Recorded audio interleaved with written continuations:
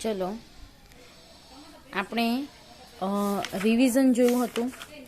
રિવિઝનની અંદર આપણે activity 5A, B અને C, D લાસ્ટ લેક્ચરમાં જોયું હતું, જેની અંદર મેં તમને કીધું હતું કે બિલ હોય, કોઈ વિઝિટિંગ કાર્ડ હોય, કોઈ ટિકિટ હોય, બરાબર, અથવા તો કોઈ પણ વસ્તુનું કંઈ માહિતી આપી હોય એના ઉપરથી નીચે ક્વેશ્ચન પૂછ્યા હોય. કિરાણા સ્ટોરનું બિલ છે અહીંયા, પછી પૂજા ડ્રેસીસનું આપણને એડવર્ટાઇઝમેન્ટ આપી છે. તો આવી રીતે જુદું જુદું બિલ હોય કે કોઈ એડવર્ટાઇઝમેન્ટ આપેલી હોય, કોઈ વિઝિટિંગ કાર્ડ હોય, કોઈ ટિકિટ હોય, અને આ વસ્તુમાં આપણે ધ્યાનપૂર્વક જોઈ અને વાંચી અને નીચે ક્વેશ્ચન આપ્યા હોય એ ક્વેશ્ચન આન્સર આપણે લખવાના હતા, બરાબર. તો મેં તમને કીધું હતું કે ગ્રામરનો એ ટૉપિક છે, ગ્રામરની અંદર પણ પૂછાય છે, તો તમે તમારી રીતે વાંચી જજો 2-3 વખત અને મોઢે કરી લેજો એની વાક્ય રચના કે કઈ રીતે વાક્ય પૂરા વાક્યની અંદર જવાબ આપવાના એટલે સુધી તમે જોઈ લેજો. હવે આજે આપણે પાના નંબર 69 ઉપર એક્ટિવિટી 6 જોઈશું. એક્ટિવિટી 6ની અંદર વિદ્યાર્થી મિત્રો નીચેની સૂચના વાંચો અને શિક્ષકની મદદ લીધા વગર સૂચનાઓ સમજો અને તે પ્રમાણે કરો. હવે અહીંયા થોડી તમને થોડું ઇન્સ્ટ્રક્શન આપ્યું છે, એ વાંચવાનું છે. જેમ કે make a group of 3 friends, કે 3 વિદ્યાર્થીઓનું તમે જૂથ બનાવો. ટેક 1 A4 સાઇઝ પેપર, અને A4 સાઇઝનો એટલે કે એક ફૂલ ચોપડાનો હોય એવો પેજ લેવાનો છે. Cut the paper into 3 equal part, અને 3 ટુકડાની અંદર 3 સરખા ભાગ કરી અને એ પેપરને કાપવાનો છે. Give number 1 2 3. હવે આ જે ટુકડા 3 કર્યા એમાં 1 નંબર, 2 નંબર અને 3 નંબર એવા 3 નંબર આપવાના છે. All student will take 1 piece, અને આ ત્રણેય જે મિત્રો છે, ગ્રુપ ઓફ 3 ફ્રેન્ડ્સ અહીંયા લખ્યું છે ને, ત્રણેય મિત્રોને એક પીસ આપી દેવાનો છે. Now everyone has 1 piece of paper. હવે દરેક 3 વિદ્યાર્થી છે એ ત્રણેય પાસે એક પેપર હશે. પછી છે now sit away from your friend, અને તમારે જુદી જુદી જગ્યાએ એટલે કે સીટ અવે એટલે કે દૂર તમારા જે તમારો મિત્ર બેસે હોય એનાથી તમારે દૂર બેસવાનું છે. હવે જો draw head of animal in 1 piece. હવે એક જે કાગળનો ટુકડો હોય એની અંદર તમારે તમારી રીતે ફક્ત ડ્રો હેડ ઓફ એનિમલ, હેડ એટલે માથું, એનિમલ એટલે કોઈ પણ પ્રાણી હોય એનું તમારે એમાં માથું દોરવાનું છે કાગળના ટુકડાની અંદર. Draw the middle body of animal in piece 2. હવે એક વિદ્યાર્થીએ શું કરવાનું છે, તો એક વિદ્યાર્થીએ ફક્ત માથા દોરવાના છે, બીજા વિદ્યાર્થીએ એની મિડલ બોડીનો પાર્ટ એટલે કે ગળાથી નીચેનો ભાગ, જે ગરદનથી નીચેનો ભાગ હોય એ મિડલ ભાગ છે એ દોરવાનો છે. અને draw the legs parts of any animal piece 3. અને ત્રીજા જે વ્યક્તિ છે, ત્રીજા વ્યક્તિએ શું કરવાનું છે, ત્રીજો જે કાગળનો ટુકડો હોય એની અંદર પ્રાણીના પગ, કોઈ પણ પ્રાણી હોય કોઈ પણ પ્રાણીના પગ દોરવાના છે.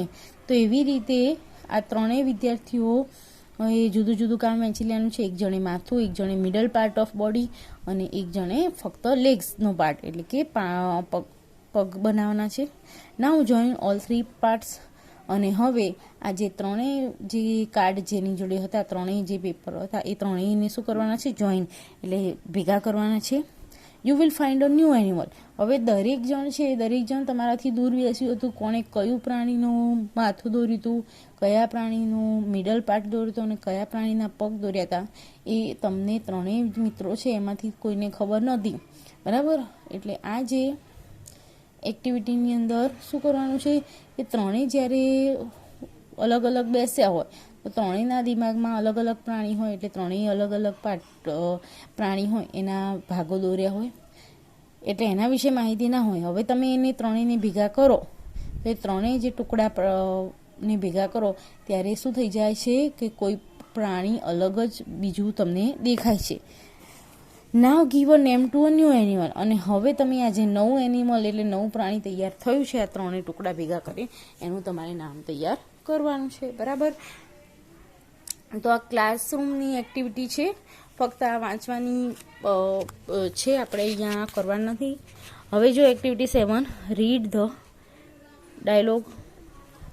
જે ડાયલોગ છે, કન્વર્ઝેશન છે એ વાંચવાની છે. Policeman says what's your name. Hasina says I am Hasina, I am lost. હવે પોલીસમાં મેન હતો એ શું કહે છે વોટ્સ યોર નેમ, કે તમારું નામ શું છે. હવે હસીના નામની છોકરી શું કહે છે, આઈ am Hasina, I am lost, કે હું હસીના છું, આઈ એમ લોસ્ટ એટલે કે હું ખોવાઈ ગઈ છું. Policeman says when did you come here to the fair. હવે એ ક્યાં ખોવાઈ ગઈ છે, તો આપણને અહીંયા જો પોલીસમેન શું કહે છે, when did you come here, કે તું અહીં ક્યારે આવી હતી, ટુ ધ ફેર એટલે કે મેળામાં અહીંયા ક્યારે આવી હતી. Hasina says at 5 in the evening, કે સાંજે હું 5 વાગે આવી હતી. Policeman says who was with you, કે તારી સાથે કોણ હતું, આવ્યું હતું. Hasina says my parents, parents એટલે શું થાય, માતા પિતા, કે ભાઈ મારા માતા પિતા મારી સાથે આવ્યા હતા. Policeman says how did you move away from them. હવે પોલીસમેન છે એ આ છોકરી ખોવાઈ ગઈ છે એટલે એની જ માહિતી એકઠી કરે છે. એટલે એને પ્રશ્ન પૂછે છે કે તારું નામ શું છે, તું ક્યાંથી આવી, કેટલા વાગે આવી હતી, કોની સાથે આવી હતી, બરાબર. તો આવી રીતે એને પૂછે છે કે તું અહીંયા મૂવ અવે એટલે કે અહીંયાથી એને તારા માતા પિતા સાથે જો અહીંયા આવી હતી તો એમનાથી આવી રીતે અલગ કઈ રીતે થઈ ગઈ, દૂર કઈ રીતે થઈ ગઈ. Hasina says I wanted to C monster so I ran to the corner. હવે મોન્સ્ટર એટલે આમ તો રાક્ષસ કહેવાય. હવે જો મેળાની અંદર જુદી જુદી વસ્તુ જોવા મળે, બરાબર, તો એની અંદર મોન્સ્ટર પણ એક ભાગ હશે. તો અહીંયા શું કહે છે કે I wanted to see the monster, કે મારે મોન્સ્ટર જોવો હતો એટલે હું આ જે કોર્નર છે એટલે કે એક ખૂણો છે એની અંદર હું એ સાઈડ હતો એટલે હું આઈ. Policeman says where do you live. Policeman શું કહે છે, વેર ડુ યુ લીવ એટલે કે તું રહે છે ક્યાં, લીવ એટલે રહેવું, કે તું ક્યાં રહે છે. Hasina says in Azadnagar. હસીના શું જવાબ આપશે કે હું આઝાદનગરમાં રહું છું. Policeman says come along I will take you there. Police વાળો શું કહે છે કે હા તો અહીંયા હું તને ત્યાં લઈ જઈશ. Hasina says thank you sir. તો આ આપણને પોલીસમેન અને હસીના આ બે નામ છોકરી અને પોલીસમેનનો સંવાદ આપ્યો છે. હવે જો વિદ્યાર્થી મિત્રો પાના નંબર 70 ઉપર આપણે જોઈએ કે repeat the dialogue form a paragraph, start this way. હવે આ તમને જે પણ આપેલો છે પેરેગ્રાફ, એ પેરેગ્રાફની અંદર તમારે એક ફકરો બનાવીને લખવાનો છે, બરાબર. જેમ કે કોઈ ઘટના બની હોય એના સ્વરૂપમાં તમારે અહીંયા રજૂ કરવાનું. જેમ કે last week there was a fair at Vadodara, a girl about 7-8 years Hasina lost her way, બરાબર. પછી લખવાનું કે after then one policeman come there and he asked some question to Hasina. First he said, where do you how will you, પહેલા શું પ્રશ્ન પૂછ્યો હતો કે what's your name, કે policeman came and asked her name. She replied her name was Hasina. એવી રીતે કરી અને આખી જે કન્વર્ઝેશન બાદ ડાયલોગ થયો છે એ ડાયલોગને તમારે એક પેરેગ્રાફ એટલે કે ઘટના સ્વરૂપમાં તમારે તમારી રીતે લખવાનું છે કે આ ઘટના બની છે અને એની અંદર આ રીતે પોલીસમેન આવ્યા, એને આ પ્રશ્ન પૂછ્યો, એને હા જવાબ આપ્યો અને પછી છેલ્લે આપણે જાણીએ છીએ કે પોલીસમેને શું કર્યું હતું કે એ આઝાદનગર કહે છે કે હું આઝાદનગર રહું છું. Then policeman take away the girl there, બરાબર, કે પોલીસમેન જે હતો એ તે છોકરીને ત્યાં લઈ ગયો. તેવી રીતે તમારે આનું અહીંયા વર્ણન કરવાનું છે બનાવવાનું. હવે જો આપણે એક્ટિવિટી 8 ઉપર જઈએ.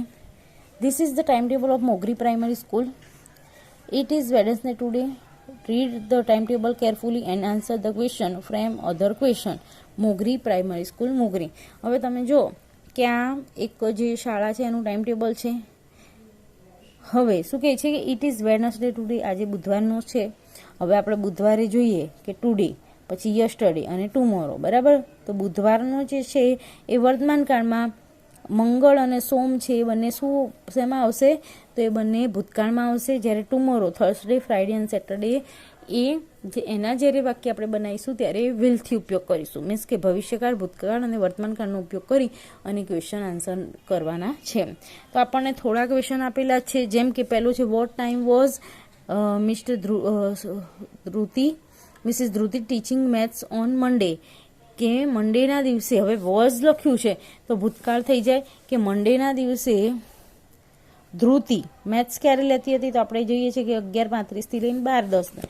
તો લખીશું કે Mrs Dhruti was teaching maths on Monday, પછી એનો ટાઈમ આપ્યો છે એટ 11:35 to 12:10, એટલે કે 12:10 સુધી એણે ભણાવ્યું હતું. હવે what will Mrs Sudha what will Miss Sudha teaches 11:35 and on Friday, શુક્રવારના દિવસે શું કરશે? જો વિલ એ ભવિષ્યકાળનું સૂચન કરે છે, વોઝ અહીંયા ભૂતકાળનું સૂચન કરે છે, વિલ છે ભવિષ્યકાળનું સૂચન કરે છે, એટલે ફ્રાઈડેના દિવસે કે સુધાબેન શું ભણાવશે? તો સુધાબેન છે ફ્રાઈડેના દિવસે આપણે જોઈએ છીએ તો સાયન્સનો લેક્ચર બનાવશે 11:35, તો લખીશું કે મિસિસ સુધા વિલ ટીચ. હવે આપણે જોઈએ છીએ કે ફ્રાઈડેના દિવસે 11:35 શું ભણાવશે? સાયન્સ. તો લખીશું કે Mrs Sudha will teach science at 11:35 AM on Friday, કે શુક્રવારના દિવસે આ આવી રહ્યો જે સબ્જેક્ટ છે એ ચલાવશે. પછી છે at what time will Miss Nila teach English on Thursday, કે ગુરુવારના દિવસે નીલા ઇંગ્લિશ ક્યારે ભણાવશે? તો અહીંયા લખ્યું છે 11 થી લઈને 11:35, તો લખીશું કે Mrs Nila will teach English on Thursday at 11 to 11:35. આવી રીતે આપણે જવાબ આપવા છે કે 11 વાગ્યાથી લઈ 11:35 સુધીનો સમય છે, બરાબર. પછી જ આગળ જુઓ કે which subject will the student learn on Saturday, એ સેટરડેના દિવસે કયા સબ્જેક્ટ ભણવાના છે? તો શનિવારના દિવસે કયા કયા ભણવાના છે? તો સાયન્સ, સંસ્કૃત અને English.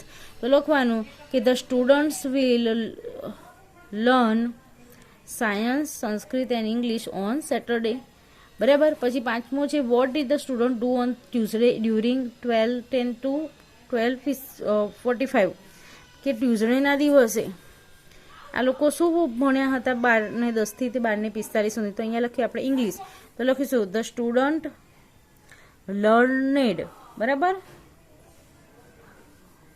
The student learned English on Tuesday during 12:10 to 12:45.